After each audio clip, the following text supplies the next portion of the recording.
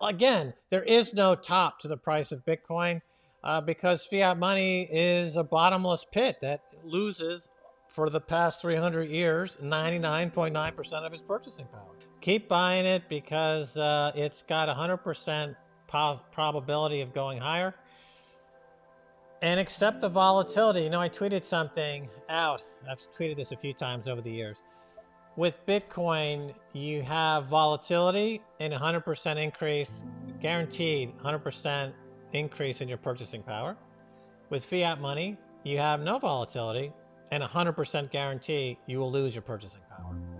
And once you understand that, you're not going to hesitate in switching out of fiat money into Bitcoin. The volatility is the substance, the life substance of a new emerging asset class coming into this world. And think of Godzilla coming out of the ocean. You know, he just doesn't tiptoe out of the ocean and unnoticeably. He's Godzilla, and there's huge tsunamis and everyone runs scared. That's Bitcoin. And think of all the money managers out there today that have been thinking, you know, I can wait, or I don't believe it, or I'm buying something else. And they're just gobsmacked. They're like, oh my God, I have to actually figure all this out. I have to start buying Bitcoin. It's like all those people running away from Godzilla. You know, either you get on Godzilla's back and you are not going to get stomped and trampled by Godzilla, or you're going to be trampled by Godzilla. If you don't have enough Bitcoin at some point, you're just going to be trampled by Godzilla. And I know that sounds harsh, but you know, throughout history, you go back to Noah's Ark. Either you got on the ark or you got on the flood. You know, you got a choice to make, people. Either go with Bitcoin or go away. I've often, you know, said that people say Max is crazy. But the point is that I want to make sure that I don't attract the beige people, the middle of the road people, the average investor people. You know, I want to stay away from those people because they'll be buying it at 400, 500, 600,000 a coin. The crazy people who make their own path, they're happy to buy it at $1 or $10, $100, $1,000, $5,000. That's the path of the crazy people. Who is the same as Elon Musk. Elon Musk is perceived by many to be crazy. He goes on Joe Rogan, he's smoking a joint. Yes. This guy can't be trustworthy. Why would I do what this guy's doing? But that's very calculated to fend off the competition. And he clearly worked this time. I mean, he was able to score a huge amount of Bitcoin still at these ridiculously cheap prices. So, you know, I mean, I'm still stacking. I was stacking today, so I stacked the new all-time high because that's the Bitcoin way. You know, you stack the smash by the all-time high, and got some at 44,000. So I'm very proud of myself. Why not? For years now, that you don't change Bitcoin, Bitcoin changes you. And obviously, Elon Musk is under the influence of Bitcoin. He has been under the influence of Bitcoin now for at least 2 years. And he's been smoking the Bitcoin. He's been mixing it in the bowl with his other treats.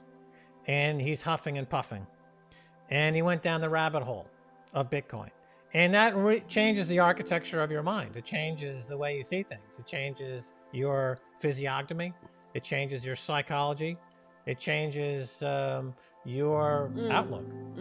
And so once somebody's under the influence of Bitcoin, we no longer can ascribe rationality to them. In other words, it's like flying over the Bermuda Triangle. The dials start spinning in opposite directions. Is the plane upside down? Is it right side up? It's just a zone of unbearable unbearingness. There's no bearings. You're without bearings in an unbearable way with a bearer asset. So you have a bearer asset, Bitcoin, and you're going into the unbearable unbearingness of the Bermuda Triangle of Bitcoin, flying over the financial zone, over the target. And down below is Michael Saylor with a big fucking flag waving it and saying, open the Bombay doors, you freaking jerk. Drop all your cash on here, the Bitcoin target. So he's under a lot of, I would say, kind of hip. He's going through the birthing canal. Yeah. He's like he's coming out into the world. If you've ever witnessed a baby being born, like I saw my nephew being born, it's pretty traumatic. Right. They don't tell you they come out like a huge banana head. Right. So there's Elon. He's coming out of Michael Saylor's vagina. Oh my God. And, you know, people are trying to figure out if he's being rational or not. You know, it's the trauma of Bitcoin birth. Back and enjoy the glow of it and take it in. You're already orange pilled. So any additional Bitcoinization that's happening in Elon Musk's mind and Michael Saylor's balance sheet is only going to make things like an origami of fabulousness, unfolding, refolding, defolding, unfolding right inside the matrix of the Bitcoinization that is now what you're living in per the orange pill that, of course, we've been for 10 years. You know, a lot of people say, well, how come you can be so calm during Bitcoin's ascent to the 40, 50, 60, $100,000 levels? Because we've been doing this for 10 years. And most of what would be considered the rational functioning of our brain has been deleted long ago. We actually are just in hologram land. There's a hologram has replaced all the actual biomaterial in our cranium, and it's all cyberfied.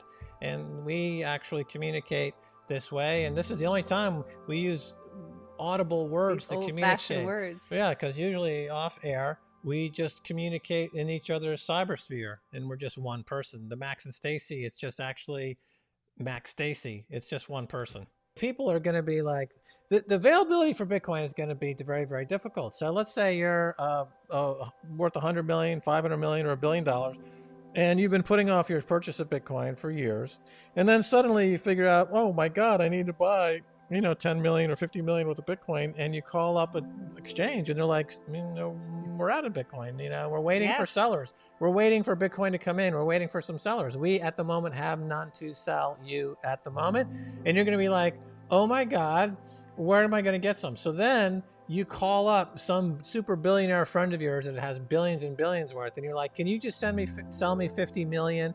And okay, what are you going to pay for it? Not 40,000, not 50,000. You're going to pay 120,000 per coin. So then you say, let's do it over the counter. So they say, okay, tape is rolling by. You see, oh, 10 billion Bitcoin at 120,000 per coin. And then that's the market. That is the market. That's what it is. That's the new market. That's the price.